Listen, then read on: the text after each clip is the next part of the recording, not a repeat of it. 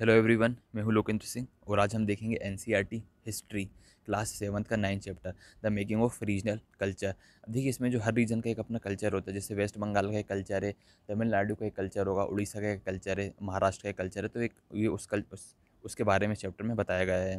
देखिए, इसमें एक एग्जाम्पल के थ्रू समझाया गया है। एक ईजीएस्ट वे है किसी को डिस्क्राइब करने का, उसकी भाषा।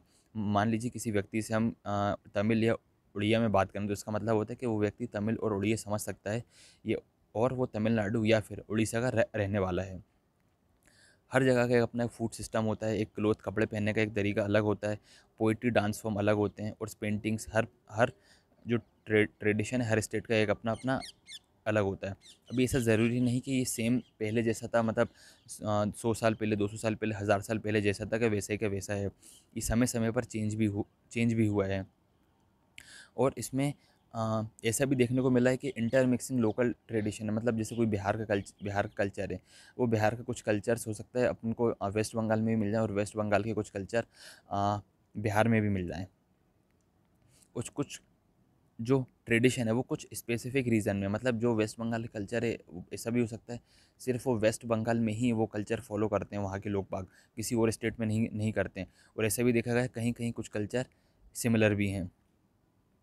वो कई बार क्या होता है कि कोई बिहार का कल्चर है, अगर वो वेस्ट बंगाल आया है तो उस कल्चर को थोड़ा सा मॉडिफिकेशन के रूप में भी वो बिहार में, मतलब थोड़ा सा मॉडिफाई होकर आया है वो।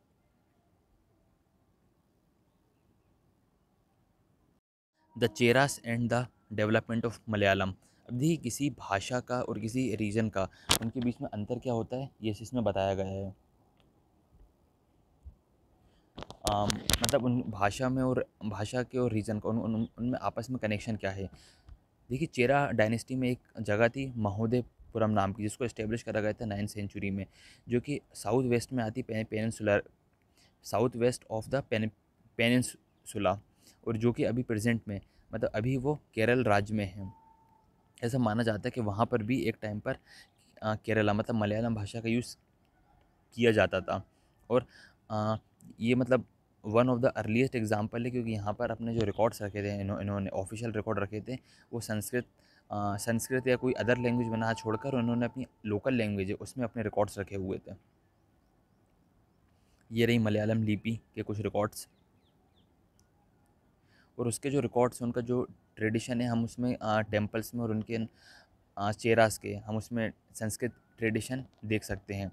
और फर्स्ट लिटरली वर्क मलयालम, जो कि पहला जो काम था वो 12th सेंचुरी में किया गया था।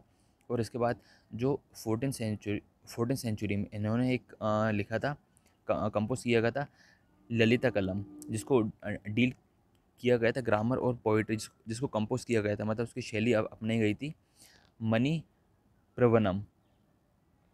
मनी प्रवनम नाम की शैली थी। इसका बेसिकली मतलब होता है डायमंड और कोरल, जो कि ये इंडिकेट करता है कि वहाँ पर संस्कृत और रीजनल भाषा दोनों दोनों का ही सिंबल है। Rulers and religious traditions the Jagannath cult. अब देखिए, जो कल्चर है वो ट्रेडिशन से आता है, मतलब जो पहले का ट्रेडिशन चला रहा है, फिर वो आगे चलकर कल्चर बन जाता है। इसका एक बेस्ट एग्जांपल है जगन्नाथपुरी का जो मंदिर है, जो उड़ीसा में है। इसका एक बेस्ट एग्जांपल है, जो कि एक वुडन इमेज है जो लॉर्ड विष्णु की है वहाँ पर जगन्नाथपुरी में। अ, इसको इन 12th सेंचुरी, देखिए इसको बनवाया था, जो कि गंगा डायनेस्टी के मोस्ट इम्पॉर्टेंट रूलर हैं, अ, अनंत वर्मन। अनंत अनंत वर्मन ने इस मंदिर का निर्माण करवाया था जगन्नाथपुरी में। और बाद में 1230 में किंग अ, आनिंग भीमा थ्री जब शासन में आए थे, तो इन्होंने क्या करा अपने आप को, मतलब ये भी एक भक्त थे, तो इन्होंने क्या करा अपने आप को प्रोक्लेम, मतलब घोषित कर दिया डेप्यूटी ऑफ गॉड। मतलब होता है सबसे जो ऊपर है वो भगवान है, डेप्टी मतलब भगवान के बाद जिसका नाम आता है, भगवान के नाम जिसकी रिस्पेक्ट की जाए, पूजा की जाए, वो ये हैं, राजा हैं। मतलब भगवान के बाद सेकंड नंबर पे अपने आप को घोषित कर दिया।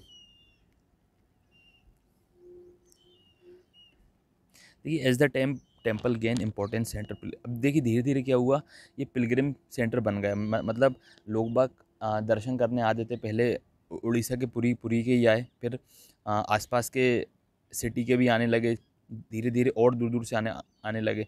धीरे धीरे क्या हुआ, पिलग्रिम सेंटर बन गया। और ये एक सोशल और पॉलिटिकल मैटर भी इंक्रीज़ करता है। मतलब जैसे इकोनॉमिकल, सोशल, पॉलिटिकल कोई आता है तो उससे इकोनॉमी स्ट्रॉन्ग होती है, सोशल स्ट्रॉन्ग होता है। अब देखिए मंदिर पे मतलब जब जब उड़ीसा पर किसी ने कब्ज़ा करा, चाहे वो मुग़ल हो, मराठा हो या ईस्ट इंडिया इंग्लिश कंपनी हो, तो इन्होंने क्या करा, मंदिर पर कंट्रोल करने की भी कोशिश की। देखिए मंदिर पर कंट्रोल करना इसीलिए इम्पोर्टेंट होता होता था कि जब तक मंदिर पर कंट्रोल नहीं करते थे तो वहाँ के लोकल पीपल जो हैं वो एक्सेप्ट नहीं करते थे कि आप अब राजा हो। तो ये भी एक इम्पोर्टेंट था किसी जगह को कंट्रोल करने के लिए वहाँ के जो मंदिर हैं उन पर भी कंट्रोल किया जाए। The Rajput and traditions of heroism. अब देखिए इसमें राजपूत के बारे में बताया गया है इस पैराग्राफ में। देखिए 19th सेंचुरी में जो राजस्थान था, मतलब जो राजस्थान वाला एरिया था उसको जो ब्रिटिश लोग हैं वो राजपूताना के नाम से कहते थे। मतलब आज राजस्थान है, पहले इसका नाम राजपूताना था। ऐसा माना जाता है कि वहाँ पर पहले ज़्यादातर मेनली राजपूत ही रहा करते थे। मतलब ज़्यादातर राजपूत ही रहा करते थे, वो राजपूतों का ही एरिया था। अब इसका मतलब ये नहीं कि बाकी लोग नहीं रहा करते थे, मतलब बाकी लोग भी रहा करते थे, बट मेजोरिटी जो थी वो राजपूतों की थी। और वहाँ का जो कल्चर है वो मतलब राजपूत लोगों से, मतलब राजस्थान का कल्चर वहाँ के जो रूलर लोगों से, उन लोगों से काफ़ी इंटरलिंक्ड है। अब देखिए 18th सेंचुरी में जो एक राजस्थान है, राजस्थान फैमिली, पृथ्वीराज चौहान, वो भी एक उनको राजस्थान के जो मैन्युस्क्रिप्ट हैं, पुरानी किताबें हैं, जिनके बारे में उनको एज अ हीरो के रूप में मेंशन किया गया है। अब देखिए वहाँ की जो स्टोरीज़ हैं, जो वहाँ के राजस्थान के जो हीरोज़ हैं, मतलब जो राजा हैं, उनको पोएम और सॉन्ग्स के फॉर्म में प्रेजेंट किया गया है। मतलब उनकी जो मेमोरीज़ हैं, जो कि राजा लोगों के बारे में, राजस्थान के जो राजा थे उनको एज अ हीरो के रूप में बताया गया है। और ऑर्डिनरी पीपल भी इन कहानियों से काफ़ी अट्रैक्ट होते हैं। और कभी कभी इन्हें ड्रामेटिक सिचुएशन के रूप में भी पेश किया जाता है। मतलब कोई स्टेज शो वगैरह में राजा को, राजस्थान के राजा को, उनको एक स्टेज शो में एक ब्रेव बहादुर राजा के रूप में भी प्रस्तुत किया जाता है। देखिए मतलब जो कहानियाँ हैं इनमें सिर्फ मेल मेल का ही ज़िक्र है क्या, फीमेल का भी ज़िक्र है? तो इसमें इन कहानियों में मतलब फीमेल्स का भी ज़िक्र है, मतलब वुमेन्स का भी ज़िक्र है। मतलब अ, कुछ बताया गया है कि कभी-कभी इनके कारण भी, मतलब इनके कारण भी लड़ाइयाँ हो जाती थी।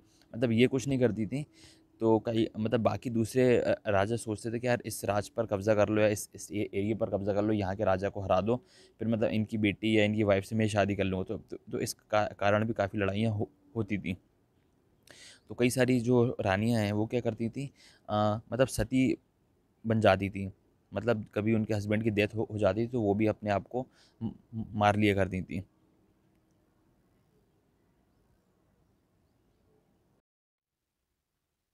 Beyond regional frontier the story of Kathak. अब देखिए जैसे पुरानी बुकों में राजाओं के बारे में दिया गया है, उनकी लड़ाइयों के बारे में दिया गया है, उसी प्रकार से एक डांस का फॉर्म है कथक, मतलब उसके बारे में भी हमें कुछ पता चलता है। कथक जो है वो नॉर्दर्न इंडिया में काफ़ी फेमस है। जो कि कथक, ये शब्द निकला है कथा वर्ड से। कथा का मतलब होता है एक संस्कृत में ये संस्कृत का वर्ड है कथा, जिसका मतलब होता है स्टोरी सुनाना। देखिए कथक जो है ये कथा जो है वो पहले एक प्रकार की कास्ट होती थी जो कि मंदिरों में स्टोरी सुनाया करती थी। और वो गाने के फॉर्म में सुनाया करती थी। और उस गाने के फॉर्म को जो लोग डांस किया करते थे वो कथक, मतलब डांस आर्टिस्ट कहलाने लगे, मतलब कथक कलाकार कहलाने लगे। जब मंदिरों में 16th-17th सेंचुरी में काफ़ी फैली भक्ति मूवमेंट के टाइम पे, और मंदिरों में राधा कृष्ण की जो रास लीला होती थी उस पर ये किया करते थे परफॉर्म। अब देखिए बाद में ये इतना फेमस हुआ कि ये मुगलों के दरबार तक भी पहुंच गया। मतलब वहाँ पर भी इसका परफॉर्म होने होने लगा। देखिए धीरे धीरे ये राजघराने तक फैला, राजस्थान में फैला, लखनऊ में फैला, और वहाँ के वाजिद अली शाह जो कि नवाब हैं वहाँ फैला। मतलब धीरे धीरे ये नॉर्थ इंडिया से शुरू होकर ये काफ़ी पॉपुलर हुआ और काफ़ी फैल गया। देखिए कथक को जो है पहले स्टार्टिंग में ब्रिटिश ने काफ़ी क्रिटिसाइज़ करा, वो लोग इस चीज़ को नापसंद कर देते। बट फिर भी इसके बाद जो इसकी जो अ, ये तब भी परफ़ॉर्म होता रहा और आज़ादी के बाद इसको one of the sixth classical form, मतलब 6 में से एक इसको डांस फॉर्म के रूप में क्लासिकल फॉर्म में घोषित कर दिया गया।